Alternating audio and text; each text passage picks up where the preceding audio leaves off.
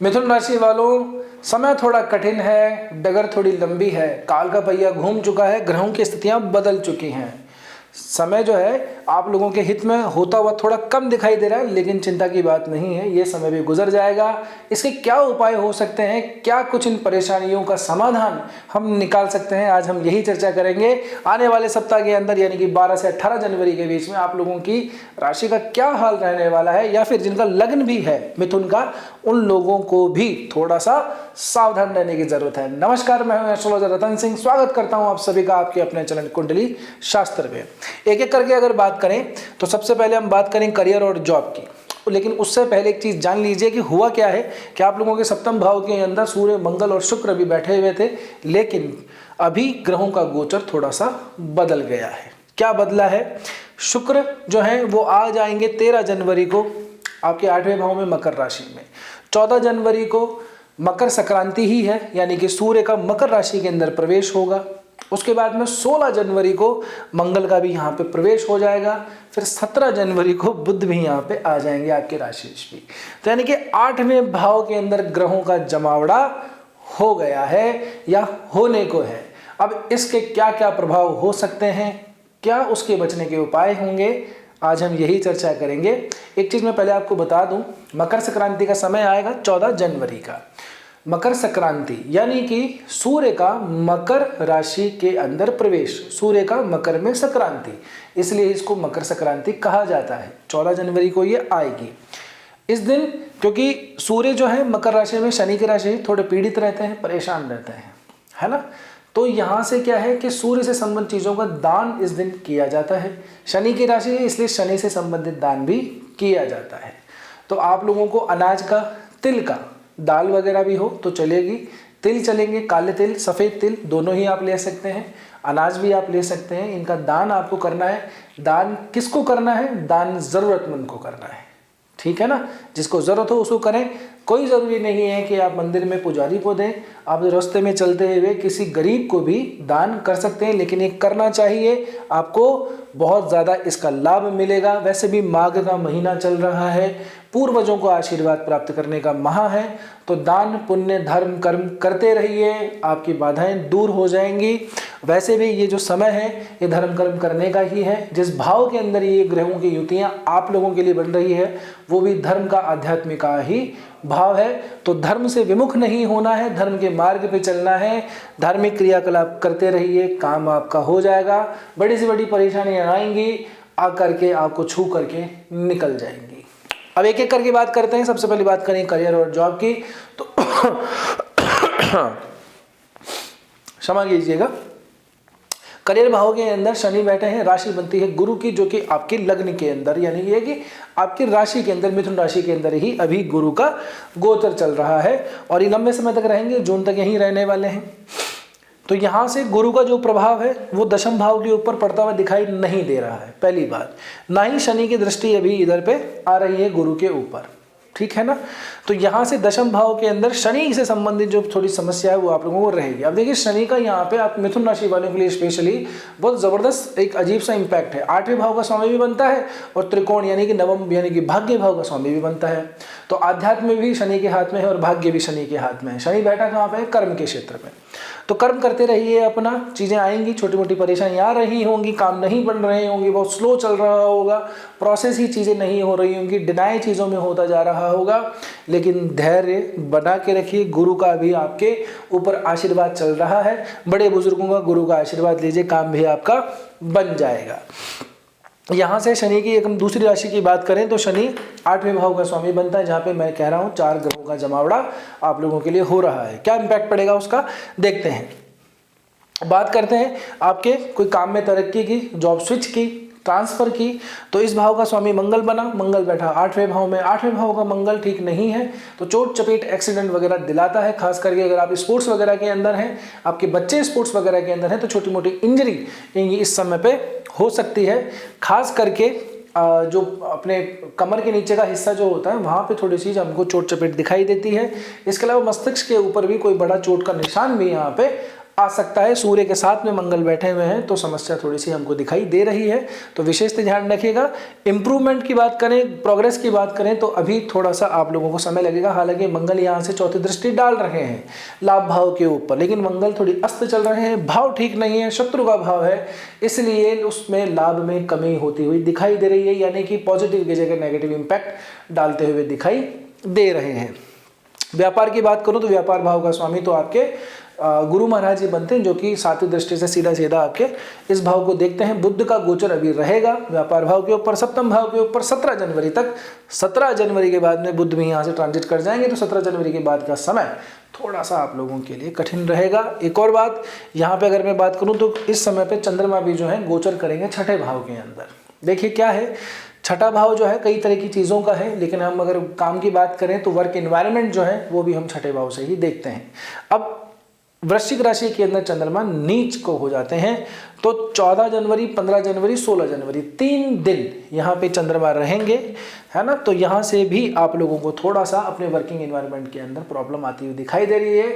अपने कुलीग्स का, अपने सीनियर का सपोर्ट भी आप लोगों को मिलता हुआ कम दिखाई दे रहा है, क्योंकि ये राशि भी मंगल की ही बनती है। अपनी राशि से 3-11 का संबंध बना रहे हैं, 11वें भाव के ऊपर दृष्टि भी डाल रहे हैं, तो कहीं ना कहीं आपके जो सीनियर हैं, आपके जो फ्रेंड सर्किल है, वहां पे भी आपकी थोड़ी तनातनी रहेगी, आपकी बात को वेटेज कम मिलेगा, और उसको अपनी बात को मनवाने के लिए, अपने पॉइंट को प्रूफ करने के लिए हो सकता है कि आप थोड़े से झगड़ालू हो जाएं, उनसे लड़ पड़े, थोड़ा सा एरोगेंस, थोड़ा एटीट्यूड आ सकता है। आज स्वाभाविक है, जब किसी की बात नहीं मानती, दबाया जाता है बार बार, तो वो अग्रेशन आना स्वाभाविक है।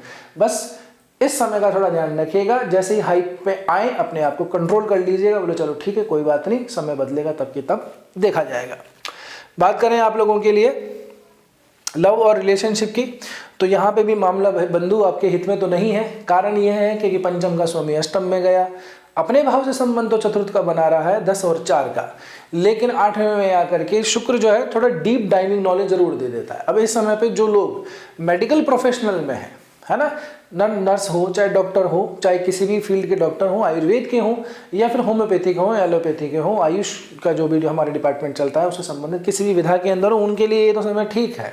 खास करके वो लोग जो विदेश में काम करते हैं, जो फॉरेन में काम करते हैं, क्या होता है जब बहुत सारे ग्रहों का अष्टम भाव के अंदर जमावड़ा हो जाता है तो ऑटोमेटिकली कुछ इस तरह से होता है कि 12वां भाव भी एक्टिवेट हो जाता है। तो यहाँ से व्यक्ति अगर फॉरेन के अंदर काम करे, अपने देश से बाहर काम करे, या कोई ऐसा व्यापार करे जिनका एक्सपोर्ट इंपोर्ट अपने देश से बाहर होता हो, एटलीस्ट अपने स्टेट से या अपनी सिटी से तो बाहर जाता ही हो, उन लोगों के लिए समय प्रॉफिटेबल रहता है। तनाव रहता है लेकिन काम धंधा नहीं रुकता है, ठीक है ना। रिलेशनशिप की मैं बात करूं तो थोड़ी सी तनातनी दिखती है, 4 ग्रहों का फिर से जमावड़ा, वही ईगो क्लैशेस, वही अहंकार। ये मैं हर अपने पिछले वीडियोस के अंदर भी कहता आ रहा हूं कि ये जो 4 ग्रहों का जमावड़ा है ये अमूमन आगे 2-3 महीने तक रहने वाला है, लेकिन ये राशियां बदलते रहेंगे तो नक्षत्र बदलते रहेंगे, नक्षत्र बदलते रहेंगे, राशियां बदलते रहेंगे, तो उसका इम्पैक्ट भी सब लोगों पर अलग अलग हो जाएगा। जिसके ऊपर जो भोग चुका है वो फ्री हो चुका है, आने वाले को रेडी रहना है। ये है, सबका नंबर आएगा, सबका नंबर लगेगा। तो इन 4 ग्रहों का आपके लिए ये है कि बाहर का जो भाव है, यात्रा का जो भाव है, फॉरेन का जो भाव है, वहां तो फिर भी प्रॉफिट मिल सकता है। तो वीजा वगैरह क्लियर नहीं हो रहे हो तो अप्लाई कीजिए, काम हो जाएगा। रिलेशनशिप के मामले के अंदर चीज़ों को अभी भी आप लोगों को थोड़ा डाउन करना है, ईगो क्लैशेस नहीं रखने हैं, नहीं तो प्रॉब्लम बढ़ सकती है। बात करें आप लोगों के लिए मैरिज भाव की, तो मैरिज भाव के लिए ठीक है। जिनका विवाह हो चुका है उनका जीवन सुखी सुखी खुशी खुशी बीतने वाला है, कोई चिंता की बात नहीं है। इस सप्ताह के 2 दिन पहले यानी कि 17 और 18 जनवरी को बुध यहाँ से निकल जाएंगे और चंद्रमा यहाँ पे आ जाएंगे। केंद्र के अंदर बनेगा गजकेसरी योग, गुरु और चंद्रमा साथ में होंगे आमने सामने समसप्तक।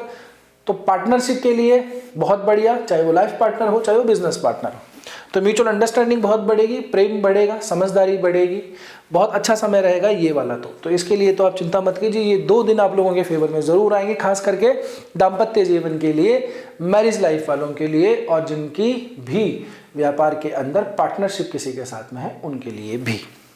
आगे बात करें आपके लिए प्रॉपर्टी की, वेल्थ की, मनी की, तो देखिए उसका भाव का स्वामी है चंद्रमा, आप लोगों के लिए धन भाव का स्वामी। वो कहाँ जा रहा है? वो जा रहा है छठे के अंदर 3 दिन के लिए नीच का होकर के। तो बड़ी सेविंग का लॉस होता हुआ यहाँ पे दिखाई दे रहा है। तो अगर जिनका स्टॉक मार्केट वगैरह के अंदर इन्वेस्टमेंट रहता है तो इस दौरान, कब दौरान, 14, 15, 16, 14 से लेकर 16 जनवरी के बीच में बड़ा इन्वेस्टमेंट करने से बचिएगा, नहीं तो बहुत बड़ा झटका लग सकता है। उससे पहले का समय ठीक है, उसके बाद का भी समय ठीक है। तो तारीखें कौन सी रहीं? 14 से लेकर के 16 तक, 3 दिन का। ठीक है जी। अब उसके बाद में आगे बात करें आप लोगों को प्रॉपर्टी वगैरह एसेट्स के लिए, तो अभी तो रहने दीजिए, है ना, कोई सौदा मत कीजिए, नुकसान लग जाएगा फालतू में, अभी तो रहने ही दीजिए। क्योंकि उसका भाव का स्वामी गया तो अपने से पंचम है, लेकिन वही अष्टम में चला जाएगा। तो 17 तारीख से पहले पहले अगर कोई सौदा है तो I am okay with that, लेकिन अगर ऐसा नहीं है, 17 के बाद में कुछ चीज़ें हो रही हैं, तो अभी रहने दीजिएगा। शुभ समय ये नहीं है आप लोगों के लिए प्रॉपर्टी वगैरह क्रिएट करने का। ठीक है। अब बात करते हैं उपाय की। तो उपाय की तो मैंने आप लोगों को पहले भी कहा था, जो नए दर्शक हैं वो फिर से सुन लीजिए। एक तो आप लोग क्या है, बस वीडियो को देख के चले जाते हैं, सब्सक्राइब वगैरह करते नहीं है। भैया साल लग गया है, नया कैलेंडर बदल चुका है, 2026 आ चुका है, साल ने अपने आप को अपग्रेड किया है, वक्त ने अपने आप को अपग्रेड किया है। आप भी कर लीजिए, व्यूअर से सब्सक्राइबर बन जाइए। तो इस चैनल को हमारे को सब्सक्राइब जरूर से कर लीजिएगा, है ना। अब बात करते हैं आप लोगों के उपाय की। देखिए उपाय से पहले एक चीज़ और बता दूं। देखिए अब आपका मेन जो आपका चार्ट है उसके अंदर लग्न कौन सा बनता है ये डिपेंड करता है। उसके बाद में किस ग्रह की दशा, महादशा, अंतरदशा चल रही है ये भी डिपेंड करता है। तभी जाके हम किसी व्यक्ति की पर्सनल कुंडली बना सकते हैं, उसका विश्लेषण ठीक से कर सकते हैं। ठीक है।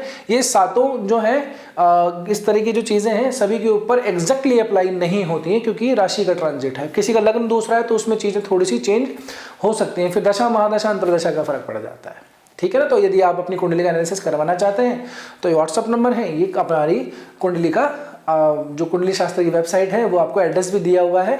आप कहीं पे भी जाके अपना अपॉइंटमेंट बुक करवा सकते हैं यदि आप कोई भी ज्योतिष समाधान चाहते हैं तो। अब बात करते हैं उपाय की। उपाय में क्या करना है साहब आपको? उपाय बस इतना सा कर लेना है कि यदि आप थोड़े भी संस्कृत निष्ठ हैं, यानी कि संस्कृत जानते हैं, तो गणपति अथर्वशीर्ष का थोड़ा अभ्यास कीजिए। इस पूरे साल के अंदर बुधवार के बुधवार आप गणेश अथर्वशीर्ष का पाठ करना शुरू कर दीजिए। अगर आपसे नहीं होता है तो उसे सुनना प्रारंभ कर दीजिए। लेकिन सुनने का भी एक तरीका होता है। मैंने अक्सर लोगों को देखा है, सुनने का समय आएगा तो वो क्या करते हैं, वॉशरूम के अंदर जब थोड़ा सा बिजी टाइमिंग मिलता है, खास करके महिलाओं को, तो वो कपड़े धोरी वगैरह होती है तब उसको चला देते हैं, उसको सुनते रहते हैं। ऐसा नहीं करना, उसको सुनने के लिए टाइम चाहिए होता है। आप जगह बैठिए, पूजा पाठ वगैरह करते हैं, जब बैठिए उसको चला लीजिए आराम से, तब सुनिए उसको। ये सुनने का तरीका है। इसका ये नहीं है कि आप हमेशा कहीं पे भी उसको चालू कर दिया, आपका ध्यान ही कहीं और है, काम कर रहे हैं, तो वो उतना फर्क नहीं पड़ता उसका। कान के अंदर वो मंत्र जाना चाहिए, वो अंदर आपको रियलाइज होना चाहिए। वो तभी होता है जब आदमी शांति से बैठ करके उस पर ध्यान लगा रहा हो। और अगर आप अभ्यास कर सकते हैं तो सुन करके, पढ़ के उसका अभ्यास कर लीजिए। आपको गणपति अथर्वशीर्ष कर लेना चाहिए। पूरे साल भर का नियम बना लीजिए। बुधवार के बुधवार पक्षियों को हरा दाना डाल लिया कीजिए, छोटा सा काम है। अथर्वशीर्ष भी नहीं पढ़ा जा रहा है तो प्रभु इतना तो काम कर ही लीजिए। गणपति की जो चालीसा आती है, गणेश चालीसा, उसका पाठ शुरू कर दीजिए। इतना सा काम करिए आप साल भर के लिए। आप देखिएगा बहुत सारी चीज़ों से आप लोगों को जो है राहत मिल जाएगी। बाकी अगर आप कोई विशेष समस्या से ग्रसित हैं, परेशान हैं, तो आप ज़रूर संपर्क कर सकते हैं। अब बात यह है कि देखिए जब आप कमेंट में जाएंगे तो उसको स्वाइप जरूर कर दीजिएगा। स्वाइप करते ही आपको एक हाइप का ऑप्शन आएगा, HYPE, वो हाइप का आपको बटन दबा देना है, वीडियो को हाइप कर देना है। लाइक तो आप लोगों ने अब तक कर ही दिया होगा। वीडियो कैसा लगा ये कमेंट करके ज़रूर बताना है। और जो नए दर्शक हैं वो सब्सक्राइब ज़रूर कर लीजिए। आज की वीडियो में इतना ही, मिलते हैं अगले वीडियो में। तब तक के लिए स्वस्थ रहिए, मस्त रहिए, अपना और अपनों का ध्यान रखिए। जय श्री कृष्णा, जय श्री राम।